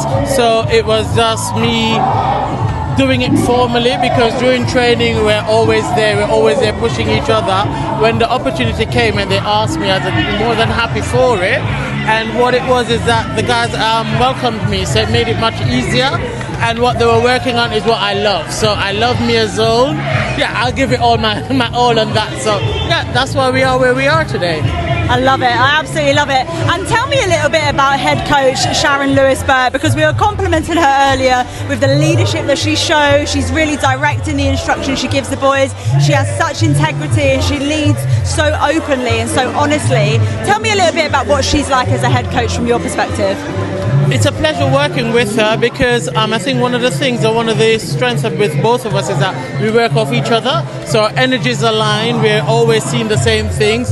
If we don't agree, we talk it through, and that allows us to either agree or agree to disagree, but we always come up with what's best for the boys. She has the interest at heart. Whatever she does is always for the boys. There's no personal gain here for her. She's all about the boys, all about the program, seeing it and taking it to the highest level as she can. Yeah, she's done a fantastic job. She has, of course, secured England's first ever international win. I think we have to remark on that. That was against USA, and that was an emphatic win, 77-11 as well. And of course, tomorrow we're going to come up against St Vincent and the Grenadines, and then we've got Trinidad and Tobago on the last day in Nevis. How are preparations looking for those games? I think what we're doing is we're taking it one game at a time. After each game we do our debriefs, we look at the next game. We go where we see what is happening with the players, how they play, we analyse their game, we pick the strengths that they have, look at their strengths, we see how we can best counteract that, and then we just go out there and do what we need to do. Baby steps, one game at a time. So you want the exciting development. Court number 1 is going to play their last 3 minutes on our court. So we'll get to watch a bit of their game and then we'll finish our game on this court. Okay, so it's a small update for you in case you didn't hear that. So the game on court 1 is going to play their last 3 minutes on our court now because one of their lights is still out. And then once that has concluded, we will get underway with the remaining 13 and a half minutes of our game. So you're going to be in for a little bit of a treat. It is Jamaica versus Grenada, I think it is. And they were our opponents last night. We won 55 to 16. So it'd be interesting to see how Jamaica go against them. Actually, I'm just going to double check that because I have a feeling Jamaica has already played Grenada. It is Antigua and Barbuda, excuse me. I had a sneaky suspicion I was incorrect there. So Jamaica versus Antigua and Barbuda. We will still bring you the commentary for that game. Why not? The more netball, the better. We can see as well James Firminger, the youngster, just putting up those shots, keeping himself nice and warm, keeping that rhythm going. And Lou Grainger, I'm going to bring you back in now. You've been behind the camera for this second half. What have been your thoughts on England's performance? Yeah, I apologise first of all because I forgot to add the score on as we were going, but I've corrected that now, so it's actually the right score. Yeah, it's really good to see some different combinations coming out. Sharon said she was going to do that, so good to see. Nice to see Taylor Holden really strong in there. He talked to me about wanting to be stronger in the circle and not be so floaty with his movements, direct drives, and I think him and Ross are working well together. We haven't seen that combination, so it's really good to see. We're getting something's going on. So Lake obviously came on. He's actually a teacher. So they love their teachers over here. So great to see him. Great to see him injected into the game. Got that speed from him. He's hitting circle edge. So yeah, hopefully the next 13 and a half minutes, once we get going, will be good as well. They can continue where they left off. So just another small update for you. The Jamaica-Antigua-Barbuda game is not coming over to Court 2. Apparently they are going to now continue. I think they're both going to go at the same time on our respective courts. I think some of the lights have come back on. Yep, so you can see those ones on the far court. They are back and shining bright. And the Thorns have done their huddle. They're going to get themselves back on court as well. I think St Kitts were quite lucky there because I saw the goal defence just wobbling off for a little bit of a break, I think, because he thought the Jamaicans were coming over to finish their game against Antigua. But he just saw that they were changing over, so he's managed to run back to his bench in time. It's going to be important now for both teams to really hit the ground running. And it is hard when you've had such an extended delay to be able to keep that same level of intensity. And we're just waiting for a ball, I believe, or for the umpires to get themselves back courtside. Yeah, it looks like we are just about ready to go. Yep, taking the ball to the centre circle. So it is a St Kitts centre. So you can see goalkeeper Jamal Nicholson also helping out on that first phase defence, trying to stop the goal attack from penetrating, and already a win for England. Robinette having to reset to the line. Harvey Lake, good strong take. We spoke about him not wanting to get involved in the physical side of the game, just play his own style. Currently Oliphant adopting that front position, just opts to get himself a bit closer. Yeah, just worked his way in, made the shots, fantastic start.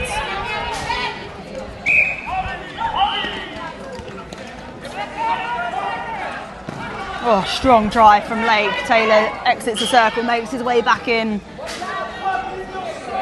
McCartney Oliphant from range. Oh, gorgeous, gorgeous stuff. What a strong start from the Thorns so far. That's fantastic, because we were saying before about sometimes having a bit, that was a wild one, and sometimes about having a bit of a break and it's hard to get back into the rhythm, but it looks like the Thorns have just stepped back on court as though there's been no break at all. And that was an absolute wild ball. Also a difficult ball for Dan Lewis, just drove into the wrong space, obviously can't go into the circle in that wing defence position. I'd like to have seen him and Alou actually swap positions so that Dan could have driven down and Alou could have driven in. Great tip there though from Dan. He is incredibly rangy, quite a tall player as well. Oh, the quick hands from Lee Robnett. Would like to have seen Joel go in for that rebound there. He's an excellent rebounder when the other shooter is shooting and he's on that goal line. He falls out of court, he somehow manages to keep it in. A little bit of a clumsy contact call there from the St Kitts centre. Good positioning from Robnett at the top of the circle. McCartney Oliphant with that front space again, and just a little bit awry on that one. I think he might have clocked an arm to the head that. Yeah, he's definitely put a few of Ross's hairs out of place, so... Oh, he won't be happy with that. Oh. No. We might have to stop the game again. Yeah. He's going to get you for this time. Yes. Obviously, we're staying with the team, and yeah, I think Lou touched on it before to say that they're watching the game back and listen to our commentary, and they've got plenty of comments to tell us about how they feel about things. So. All good things, though. All good things. Definitely, yeah. Very complimentary. Quite an interesting fact that I found out about Lee Robnett was that he's a Tottenham Hotspur fan. So that probably explains some of the dropped balls. Savage. Absolutely savage. Apologies to any Tottenham Hotspur fans listening right now. Obviously, I'm joking. We're an Arsenal household myself. Arsenal and Portsmouth for our sins. That's quite wild. It's quite a wild split there. Right, St Kitts there. Let's get back to the netball. Enough of this football nonsense. Yeah, exactly, yeah. Nice little bounce pass to the goal attack. Lovely choice of pass. Tries to step in, finds himself under the post, and he slots goal number 11. I actually think if Jamal just fixed his feet there and never stepped in at the same time, if he just kept where he was, I think that would have been an attack and contact call. But because he continued to move his feet at the same time, then obviously he's going into the goal shooter's space there. So a much smoother shot there from McCartney Oliphant. Lovely cover of the goal attack there by Dan Lewis. Oh, big strong split and the step in, tries to compose himself but not able to find the bottom of the net. And the ball's come to me, that's it, you've got this, Jamal. There you go, you're on the stat sheet, Taryn. I am. Not a centre though, thankfully. Not yet, still time. Yeah. Robnett then landing beautifully on circle edge, has a little helping hand over. Oh, beautiful rotation. Switch. Great work there from the shooters. Sorry, Lucy, I keep talking over you. No, you're good. Harvey Lake to McCartney Oliphant first phase. Not able to get as much depth on second phase that time. Having to work this now.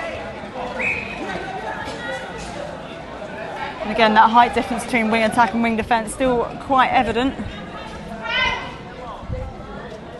Oh, lovely shot from McCartney Oliphant. Lovely shot from Ross there. Now, as we mentioned, he is a wing attack, goal attack. Do you have a preferred position for him? Yeah, I do think the wing attack suits him best, although he's done exceptionally well tonight. But I think his confidence is... Wow, what an interception. Oh! Just took that out of his hands. I tell you what, that was lucky because that would have been a footwork call if he hadn't ripped it out of his hands. My goodness. Yeah, I think Ross's confidence is better at the wing attack because obviously there's a little bit of added pressure there with shooting. But to say that he's done such a good job tonight, so he can obviously manage both. Oh, what a ball in. Yeah, I think I'd agree with you with wing attack being my preferred position for him. But because of his vision into the circle is just extraordinary sometimes. It certainly is. You know, his choice of pass, he waits for the right time. We could say the same about Lee, actually. That was absolutely lovely, you know, just waiting, just giving it that extra bit of patience and then delivering it to a different shooter. Oh dear. Oh, well collected, McCartney Oliphant. Oh, it still stays in England hands. Can Taylor finish this one off? No, he went in for his rebound that time though.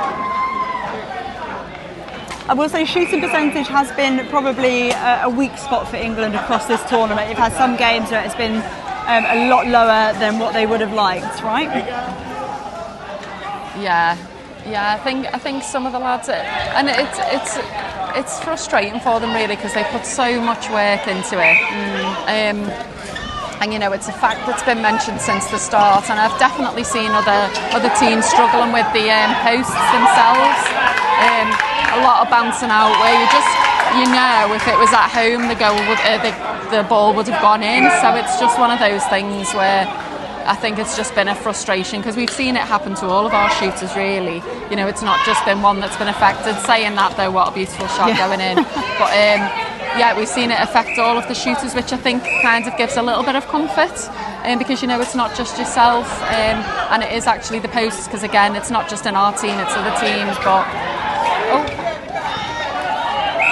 a bit of hustle here for the ball and it's gone the way of England. Oh, so it's a possession call. Yeah. So Lake obviously has to take that one. And look at that, look at the speed of transition through court. I mean, that is so impressive. Oh, and a rebound from Ross. He must have just had his little toe out there. Obviously the umpire was right there to see, we can't see from this end, but he did try and get it back on before they noticed. Great pressure, forcing that big loopy ball. Oh, I don't know about footwork, I think I've been a little hard done by there. Good instruction there from Jamal Nicholson. I think he was saying to everybody we need to settle down, you know, make sure you're getting your holds on ready for these passes because it does feel a little bit erratic again now.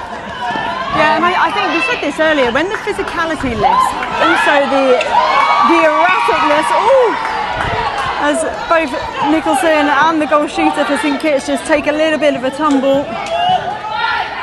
Again, that aerial contest is a real strong feature of this Caribbean style. Yeah. I mean, I've never seen anyone clotheslined in a netball game before. I think that's my first, but yeah, it happens when it's so physical. I think just trying to get, you know, find somewhere to kind of get a bit of balance. Oh, lovely. Oh, unlucky there, Lee. I thought that was kept in myself. So I want England now to show some leadership, and that was a good example from Taylor. They need to now regain control of this game because it has gone a little bit scrappy. Great pressure from Taiwo Elu there. He's obviously got quite a good wingspan there, so putting that pressure on, and Jamal Nicholson working together to contain the goal shooter. So that looks so good there. Obstruction called against Lake. The crowd is really getting into it now, so the players are struggling to hear the umpire. That was a lovely, sneaky little pass. That was a lovely pass in. Unlucky for Taiwo Elu there. Thought he was going to grab that, but yeah, that was a lovely choice of pass into the goal shooter. So I think someone's just been given a warning for not giving the ball back to the centre. I think that might have gone to Taiwo Elu. I think it's a bit extreme for me to go straight to a warning for that. And a footwork call now. So here's the opportunity for England to show that they're going to play nice and composed. They're going to go back to that really clinical style of play and playing at their own pace, quite importantly. St Kitts players are getting very frustrated, but I tell you what, they've not given up. They're really challenging every single pass that England are doing between themselves. England have not got it easy at the moment at all. They're really putting a lot of pressure on us. You can see a penalty taken by Taiwo Elu, being really well behaved, not getting involved in the contest that the goal attack was given him. And a lovely shot from McCartney Oliphant. That was a much more controlled passage of play, I think. Yeah, definitely. And I think Lee just needs to let go of that ball. Oh, lovely, perfect timing for that. Oh! He just can't tell with these, but that looked like it was going to bounce in and it didn't. Yes, it's really unpredictable, isn't it? Yeah. Contact called against Robin at this time. We've got approximately 2 minutes or so, 2 minutes 23 left on the clock. Of course, our clock is being operated manually. It's not the clock that's on the table officials bench, so we are likely to be out by a few seconds, so apologies for that. And England just putting that strong defence in, creating a held ball, which I think is, you know, from a defensive perspective, is always so satisfying for a team to do. Oh dear. Yeah, so wing attack now has a warning against his name, which again, I don't think we've seen any advancement yet. I mean, it's hard to hear from up here, so I have possibly missed it, but just straight to a warning, I think, for persistent infringement perhaps. Yeah. I wonder if it's just been since we've come back on, since the lights have been fixed. It just feels like it's been super aggressive. He's on the floor again there.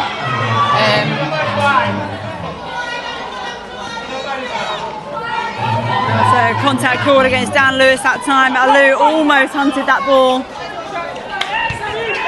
Oh, Nicholson smart to tap it into Harvey Lake. That's right. And actually, I've just noticed when we spoke yesterday about some of the players to watch, the wing defence that's against Lee Robnett is the player that I'd said I'd seen and had been quite strong and really clean. And actually, I think we've seen this again today, although obviously Lee's done such a good job at wing attack today. But yeah, he's the player that I mentioned yesterday. I think I've just felt a few drops of rain coming down. But yeah, looks like there's less than a minute to go, so hopefully we'll miss out on any major showers. Oh yeah, it has just started now.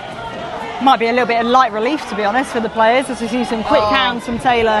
That's it. Oh, what a fantastic finish. A lovely 1-2 between them, and then that swirling ball into the post. Yeah, so around the world. Yeah. Oh my gosh. Unlucky, foot just slipped there. He almost did so well to contain that. Of course, it has started raining, so it is potentially going to be a bit slippier. Oh, contact not called, so Alou plays on. Oh gosh, the players are sliding everywhere at the moment. So that's the fourth one down, I think. So actually, it's important now to take the speed out of the game to reduce the chance of slipping. Lovely goal from Taylor there to finish the game. There we go, right on cue. That is that, and the final score is 70-14, I believe. Yeah, 70-14 to the England Thorns, so another emphatic win for England. Now, I've got into the habit of putting everyone on the spot in commentary to pick a player of the match. So, Taryn, this time it's your responsibility. If you had to pick a player of the match, who is it going to and why? For me, it'd be Jamal Nicholson. I think he came out absolutely on fire in the first quarter today. You know, he controlled that middle. He's been such a good leader on court throughout the whole game. He's shifted positions, nothing's altered. And again, if the defensive end have swapped around him, he's still maintained that control with them and that leadership. So for me, I think he's showed so much athleticism as usual, but so much control. So yeah, for me it'd be Jamal Nicholson. Yeah, what I love about his performance today is that he was so consistent across the whole 30 minutes. I think yesterday he had an exceptional first 30 minutes of the game. He picked up a lot of whistle in the third quarter, didn't quite adapt quick enough, but today he's been strong, he's been consistent, and he's not attracted too much umpire attention either, which is absolutely crucial as a defender. So tomorrow we take on St Vincent and the Grenadines. It's going to be at 5:40 p.m. local time, which is 10:40 p.m. in UK time. We do have the event host who will be live streaming the game, so if you want to watch it live, you're very welcome to tune in there. We will endeavour to stream it live, but due to Wi-Fi restrictions, we do have some issues, so we will be uploading every single game in HD to our YouTube channel shortly after the game has concluded. So from myself, Lucy Goodman, Taryn Moss and Lou Grainger here on the beautiful island of St Kitts, thank you for joining us this evening. 70-14 to the England Thorns. We'll see you courtside tomorrow. Good night.